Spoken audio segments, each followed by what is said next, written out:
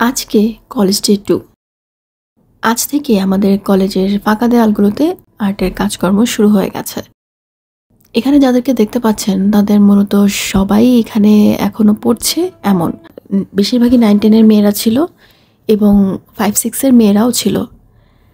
আমি এবং আর 2-3 জনই শুধুমাত্র ছিলাম যারা সিনিয়র বা প্রাক্তন। বেসিক যে আর্ট কিংবা স্কেচের কাজগুলো সেগুলো মূলত আমিই করেছিলাম। তো এখানে সবাই গ্রুপ ওয়াইজ এক একটা করছিল। তো আমি জয়েন হয়েছিলাম ক্লাস 9 এর মেয়েদের সঙ্গে। কিন্তু আমার না মনে হচ্ছিল না যে আমি অনেকদিন আগে এই স্কুল থেকে চলে গিয়েছি বা এখনও স্কুলে পড়ি না। আমার বারবার মনে হচ্ছিল যে ওরাই আমার ফ্রেন্ড আর আমি এখনও এই স্কুলে পড়ি। আর্টের প্রথম দিনের তেমন একটা ক্লিপ আমি নিতে পারিনি। যেটুকু নিতে পেরেছি সেটুকুই আপনাদের সঙ্গে শেয়ার করলাম।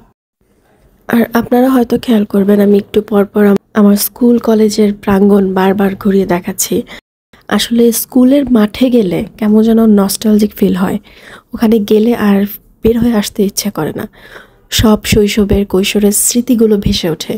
আর আমি তো প্রায় 12 বছরের বেশি এখানে ছিলাম, তাই আমার ফিলিংসটা আসলে বলে বোঝানোর মতো না।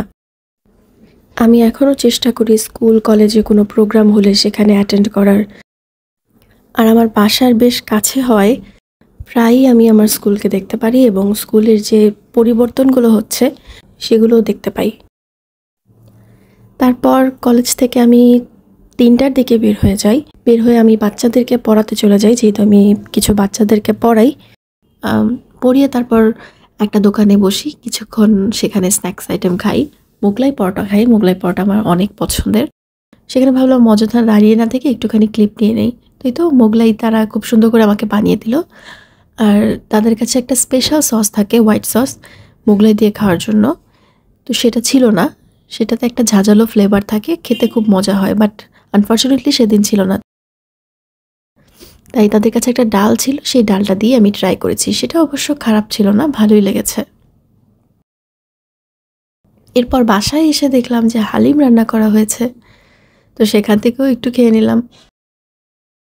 আমার সারাদিনে ভাত একটু কমই খাওয়া হয়, কিন্তু এরকম ফাঁক ফোকরা জিনিস অনেক খাওয়া হয়। আর হালিমটা অনেক মজা হয়েছিল। এরপর রাত 10টা বাজে, তখন হঠাৎ করে আমার মনে হলো আইসক্রিম খেতে হবে। এতটা আইসক্রিমের ক্র্যাভিংস হচ্ছিল, তো আর কোনো চিন্তা ভাবনা না করে তাড়াতাড়ি গিয়ে একটা আইসক্রিম কিনে নিয়ে আসলাম।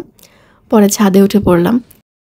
গরমের মধ্যে ছাদে উঠে খোলা আকাশের নিচে বাতাস বইছে আর নীরব প্রকৃতিতে ঠান্ডা ঠান্ডা আইসক্রিম খাওয়া, গরমের মধ্যে আর কি লাগে।